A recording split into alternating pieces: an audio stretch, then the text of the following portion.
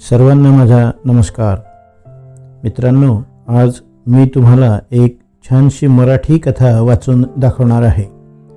Social मीडियावर ही कथा माझ्या वाचण्यात आली आणि मला ती आवडली म्हणून मी ही कथा तुम्हा सर्वांपर्यंत या यूट्यूबच्या माध्यमातून पोहोचवत आहे. कथेचं शीर्षक आहे ती दोघं. मित्रांनो, माझं हे कथा वाचन तुम्हाला आवडल्यास लाईक करा, तुमच्या मित्रांना नातेवाईकांना जरूर शेअर करा आणि हे माझं यूट्यूब चॅनल जर तुम्ही अजूनही सबस्क्राईब केलेलं नसेल तर जरूर सबस्क्राईब करा, ही माझी आपणास एक विनंती आहे. या कथा वाचनाबाबत तुम्हाला काही सांगायचं असेल, काही प्रतिक्रिया द्यायच्या असतील तर कमेंट्समध्ये त्या जरूर लिहा.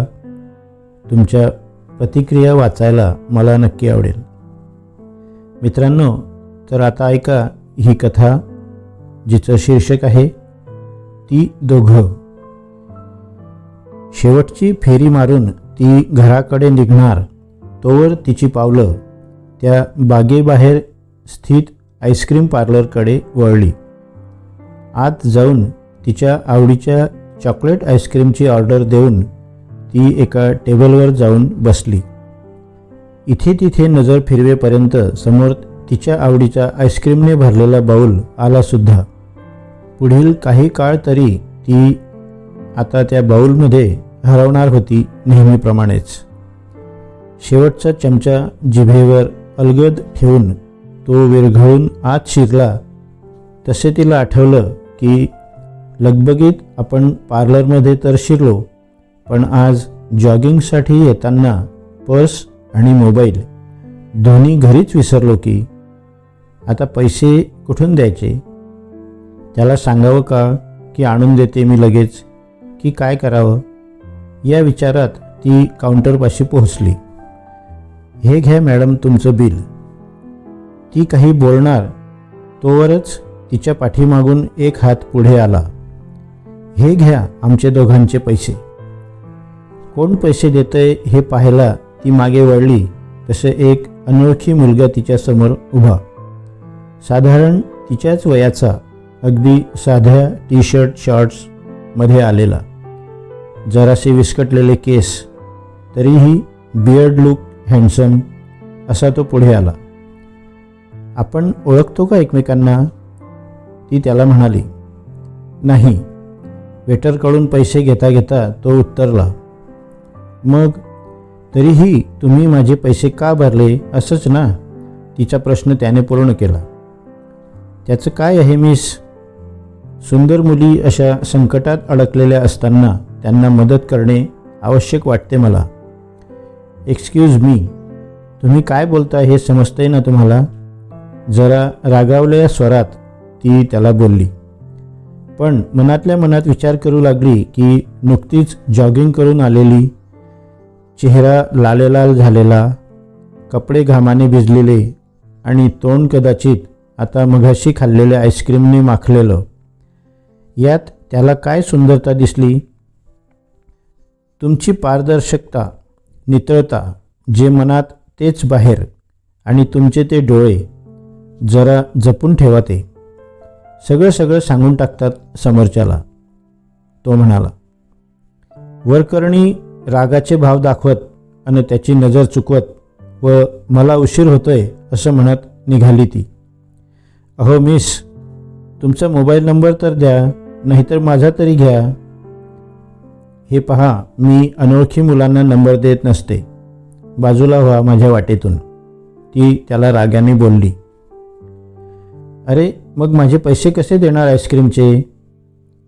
पुढे गेलेली ती खजील होत पाठी वळली आणि म्हणाली. हो की, माझ्या लक्षातच नाही आलं. सुंदर मुली बहुधा थोड्या वेंधळ्यासुद्धा असतात. हे पहा, नंबर घेताय ना, असं म्हणत तिचं वाक्य मध्येच त्याने तोडलं. त्याचा नंबर टिपून घेत घराकडे निघाली ती. जाताना वाटेत त्याचं ते बोलणं आठवत राहिलं तिला.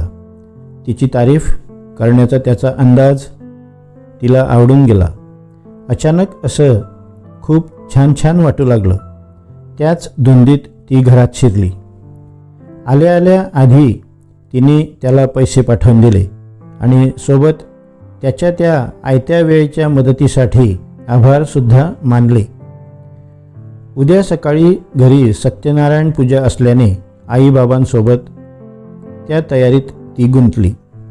रात्री आवरून स्वतःच्या रूममध्ये येऊन तिनं उद्याची तयारी करून ठेवली. मोबाईल चेक केला तर त्याचा नुसता थँक्स इतकाच मेसेज. मनातून थोडी ती हिरमुसली. पण मग सहज तिचं लक्ष आरशाकडे गेलं आणि स्वतःची छबी पाहून त्याचं ते सकाळचं कौतुक तिला पुन्हा आठवू लागलं. करावा का काही मेसेज? पण नको.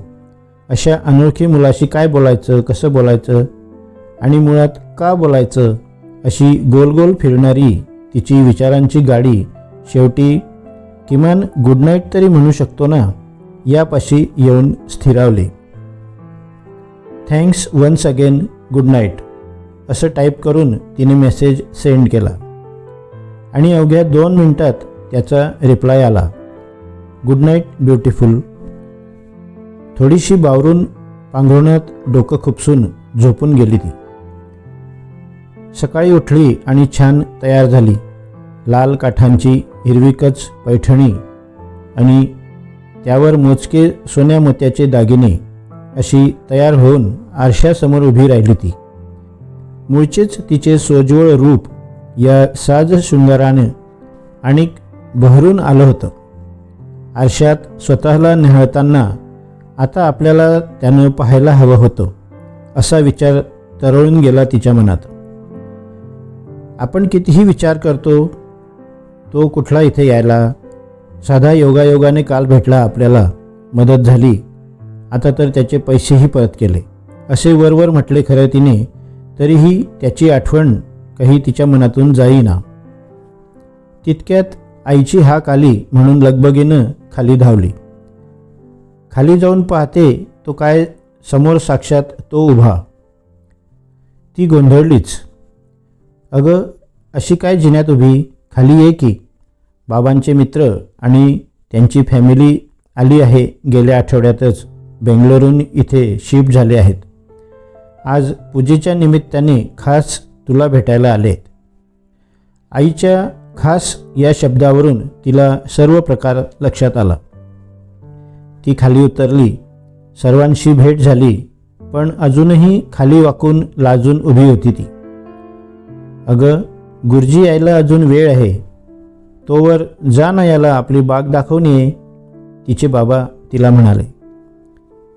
तसे दोघे बागेत शिरले. काय बोलावं, कसं बोलावं ते तिला कळेनाच. खरं पाहता राग, आश्चर्य, आनंद आणि अजून भरपूर काही भावनांचं एकत्रित असं काही तिच्या आत उचंबळत होतं. हॅलो ब्युटिफुल, काल मी मुद्दामहूनच तुला पाहायला पार्कमध्ये आलो होतो, कारण आज आम्ही येणार किंवा पूजेच्या निमित्ते तू सजणार हे माहीत होतं थोडंफार, पण या साज शृंगारापाठील तुला पाहायचं आणि समजून घ्यायचं होतं मला, कारण आपल्याला एकत्र आयुष्य काढायचं आहे आणि त्यामुळे रोजचीच आणि सहज खरीखुरी अशी तू कशी आहेस इतकं जाणून घ्यायचं होतं फक्त. अर्थात पुढील नाट्य आपोआपच झालं जे माझ्या पथ्यावर पडलं. आणि खरं सांगू, माझा शोध तिथेच संपला, कारण जितकी सुंदर तू आता दिसत आहेस तितकीच कमालीची सुंदर आणि निरागस तू मला कालच्या त्या वेशात भासलीस. मला आवडेल तुझ्यासोबत आयुष्यभर राहायला. आणि तुला. त्याच्या नजरेला नजर देत होकारदर्शक हसली ती. या निमित्ते सेलिब्रेट तर करायला हवं. पूजा आटोपल्यावर दुपारी जायचं का त्याच आईस्क्रीम पार्लरमध्ये चॉकलेट आईस्क्रीम खायला? चालेल असं म्हणत पुन्हा गोड लाजली ती आणि घराकडे पळाली. खरंच दिखाव्याच्या या दुनियेत बाह्यरूपास न भुलता आंतरिक सौंदर्यास जे भाळतात, खरं प्रेम करणाऱ्या अशा व्यक्ती नशिबानेच एखाद्यास मिळतात. धन्यवाद. नमस्कार.